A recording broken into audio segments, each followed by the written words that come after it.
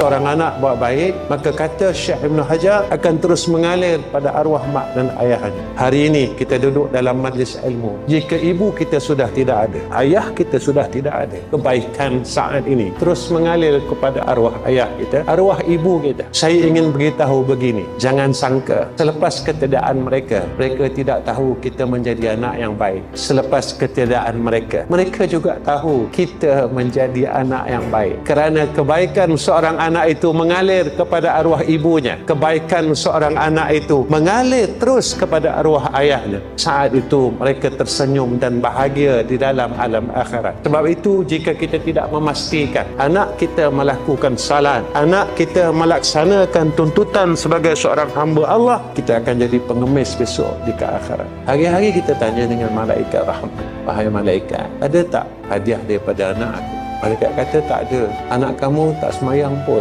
Anak kamu sedang TV je. Anak kamu sedang tengok YouTube aja. Anak kamu sedang main game aja. Sampai tak semayang anak. Kita akan terus menangis. Jangan tengok anak kita bijak tetapi dia bodoh dengan akhirat. Jangan bangga anak kita bijak dengan dunia tetapi dia bodoh tentang akhirat. Jangan bangga anak kita hidupnya senang di dalam dunia tetapi dia sengsara di akhirat. Seorang ibu yang bijak, seorang ayah yang bijak, dia akan memastikan kehidupan dunia dan akhirat anaknya itu selesai. Ingat Nabi memerintahkan sedemikian. Tengok anak-anak kita selesai tak 5A itu. Sembahyang mereka lihat dan tengok. Kenapa tuan-tuan? Nabi buat macam tu dekat Sayyidatina Fatimah. Sayyidatina Fatimah dah kahwin. Nabi tetap tanya lagi. Ya Fatimah, as-sallaiti? Wahai Fatimah, kau dah sembahyang belum? Fatimah kata, udah wahai ayahku.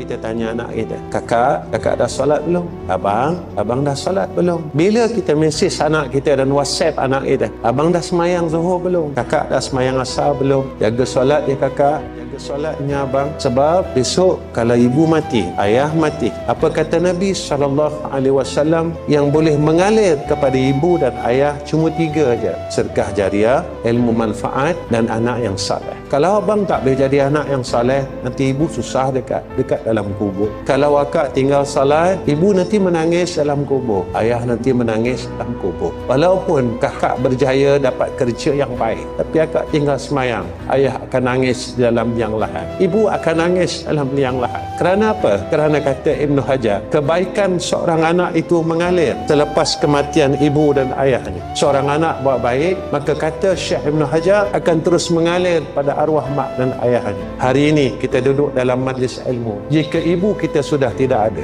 ayah kita sudah tidak ada, kebaikan saat ini terus mengalir kepada arwah ayah kita, arwah ibu kita. Saya ingin beritahu begini, jangan sangka selepas ketiadaan mereka, mereka tidak tahu kita menjadi anak yang baik. Selepas ketiadaan mereka, mereka juga tahu kita menjadi anak yang baik. Kerana kebaikan seorang anak itu mengalir kepada arwah ibunya, kebaikan seorang anak itu mengalir terus kepada arwah ayahnya. Saat itu mereka tersenyum dan bahagia di dalam alam akhirat. Sebab itu jika kita tidak memastikan anak kita melakukan salat, anak kita melaksanakan tuntutan sebagai seorang hamba Allah, kita akan jadi pengemis besok di akhirat. Hari-hari kita tanya dengan malaikat rahmat, wahai malaikat, ada tak hadiah daripada anak aku? Malaikat kata tak ada.